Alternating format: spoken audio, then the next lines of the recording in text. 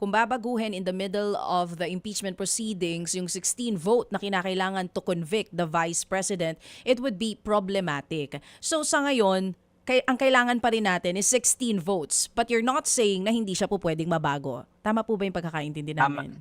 Tama ka dyan, no?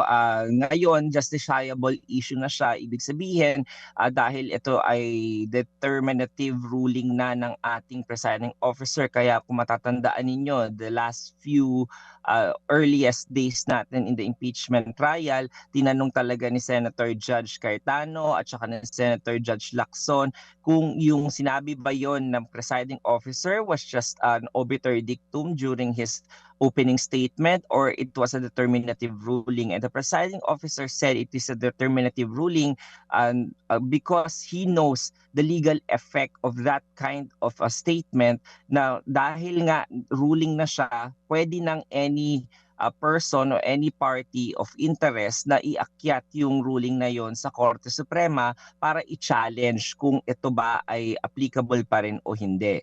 Pero kung matatandaan natin, DJ Chacha, na yung kanyang ruling na yon, hindi yon personal na ruling niya lamang, no? Ina-apply niya yung Supreme Court en banc decision sa Bayan versus Zamora na kung saan doon naman VFA treaty concurrence ang kinakailangan na gawin ng ating Senado at 2/3 din, parehong-pareho ang pagkakasabi sa konstitusyon ng 2/3 of all the members of the Senate. Ganon din ang terminology na ginamit naman ng constitutional framers doon naman sa accountability of public officers regarding impeachment. So kung 16 minus 4, 12 na lang tayo ngayon. Kung babaguhin nila yan, ilan po ang 2/3 nun?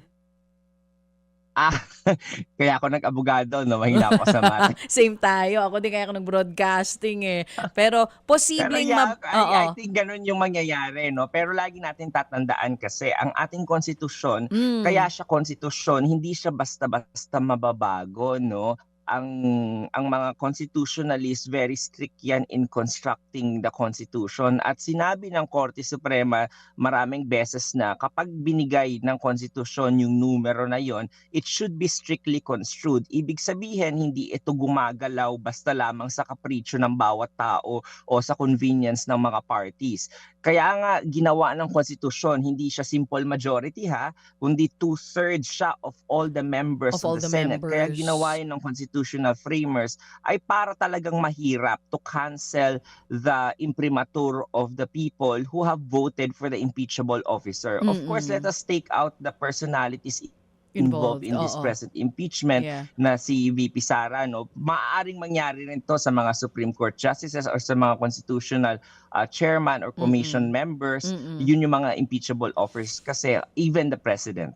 Mga kapatid, patuloy po kayong tumutok sa 105.9 True FM para sa totoong balita, impormasyon, music and entertainment. Mag-subscribe sa aming YouTube channel at podcast at sundan nyo kami sa Facebook, Instagram, X at TikTok sa True Network PH. Bisitahin din po ang aming official website, truefm.ph.